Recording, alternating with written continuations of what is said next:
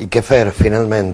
En un dels temes que en la campanya algú ha posat més a prop de la xenofòbia que del raonament lúcid. Parla de la immigració. Sí. Jo la veritat és que, és veritat que escoltant el Partit Popular uno s'assusta, perquè a més això de que mos furten la sanitat és un discurs absolutament xenòfob i que indigne d'una opció política, i més una opció política que té 9 milions de vots darrere. Però tampoc me va agradar gens el discurs del Partit Socialista, que es vanagloria d'haver tornat als immigrants que han arribat a les nostres terres.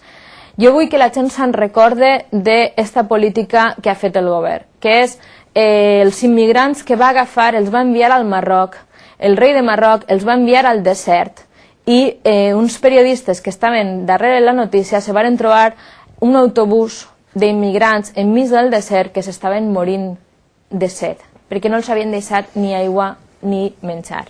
Estaven allà abandonats i a més eren de països subsaharians que estaven molt lluny de sa casa. És a dir, aquesta és la política humanitària que va fer el Partit Socialista en quant a immigració. La real, la que vàrem veure en els nostres ulls. I n'hi ha una altra que a mi també me va impactar molt durant aquesta legislatura. És quan vàrem veure a un policia pegant bots damunt d'un immigrant en la valla de Melilla. Jo aquesta imatge la tinc gravada en la ment. Jo l'endemà tenia una intervenció en el Congrés i ho vaig dir ahir. I vaig demanar que s'investigara. No s'ha sabut mai res. I jo vaig veure el vídeo d'un senyor allà que saltava damunt de l'immigrant.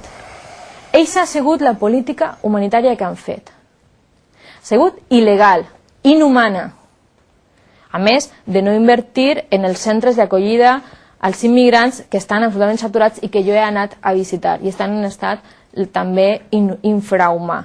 És a dir, que a mi que no me conten històries de que se preocupa per aquesta gent que ve així a treballar, perquè no és cert, La política de retornar a la gent d'aquesta manera més no és humanitària. Nosaltres volem que es tracte bé a la gent, que n'hi hagi una entrada organitzada, està bé, però sobretot que siga humanitària i que no se torni a la gent i se la deixi en el desert, sinó més bé al contrari. Trobem les solucions.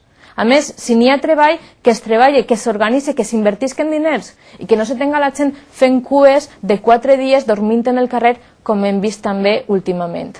Saura, hem arribat ja al final d'estos 40 minuts, ens sap mal tallar a voltes, però bueno.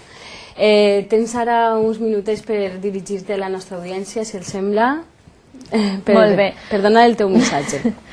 Pues senzillament que Bloc Iniciativa Verds està disposada a continuar lluitant per els drets de la gent d'ací, de la gent dels valencians, perquè se preocupem per lo nostre, per la nostra terra, i el que volem és tindre una veu a Madrid, al Congrés dels Diputats, que faci que la Safor, que València vagi a Madrid i que Madrid vinga a la Safor i que vinga a València. Que volem que s'escolte alta i clara la nostra veu, les nostres reivindicacions, i no estar sotmesos a interessos completament aliens que miren més per a altres territoris. I volem fer polítiques socials i aprofundir en els avanços socials, especialment en el País Valencià, perquè tenim moltes carències. Volem un finançament millor, volem canviar les coses, canviar el nostre panorama, perquè considerem que els valencians se mereixem molt més, se mereixem ser un país ben reconegut i recuperar la nostra dignitat com a poble. Queda molt per fer, molta tasca, i Bloc Iniciativa Verds lluita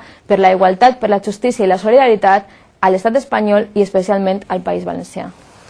Molt bé, doncs fins així aquest primer programa d'entrevistes electorals. Hem de posar el punt i final. Moltes gràcies a Isaura Navarro per haver atès les nostres preguntes. Ha estat un plaer tenir-te amb nosaltres. Gràcies. I, bueno, Pepe Arnau, Josep Manel Alfaro i jo mateixa tornarem a estar així demà després de l'informatiu nit. Els esperem. Bona nit.